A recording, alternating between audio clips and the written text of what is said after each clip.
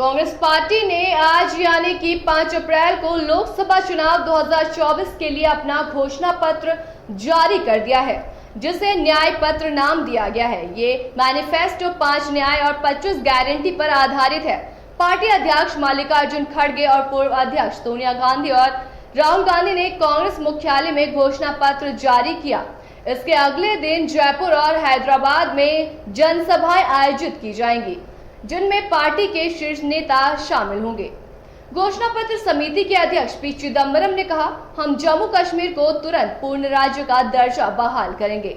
हम लद्दाख के जनजातीय क्षेत्रों को शामिल करने के लिए संविधान की 6ठी अनुसूची में संशोधन करेंगे।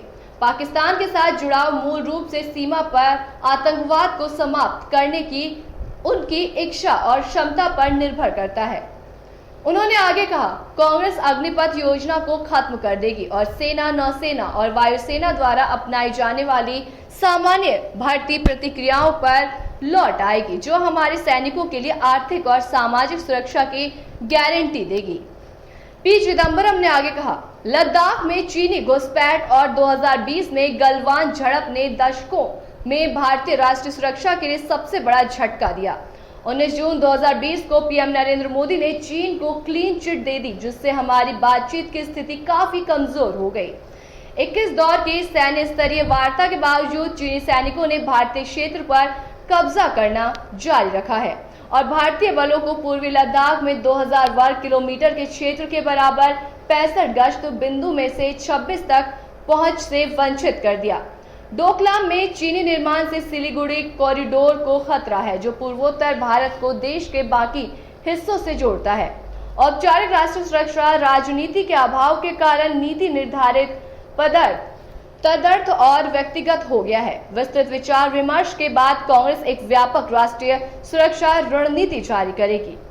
उन्होंने आगे कहा, रक्षा मंत्री का परिचालन निर्देश सशस्त्र बलों की युद्ध योजना को निर्धारित करता है।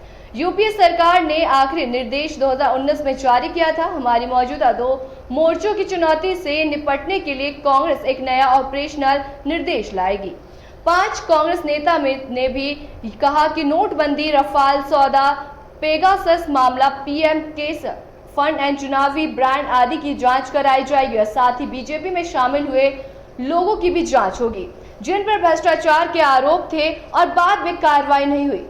कांग्रेस के घोषणा पत्र की बड़ी बातों की अगर बात की जाए तो इनमें केंद्र सरकार में 30 लाख नौकरियां, गरीब परिवार की महिलाओं को 1 लाख रुपए सालाना जाति जनगणना, एमएसपी को कानूनी दर्जा, मनरेगा मजदूरी, 400 रुपए, जांच एजेंसियों का दुरुपयोग रोकने और पीएमएलए कानून के बदलाव का ऐलान किया गया है। साथ ही सच्चर कमेटी की सिफारिशों को लागू करने की भी घोषणा की है।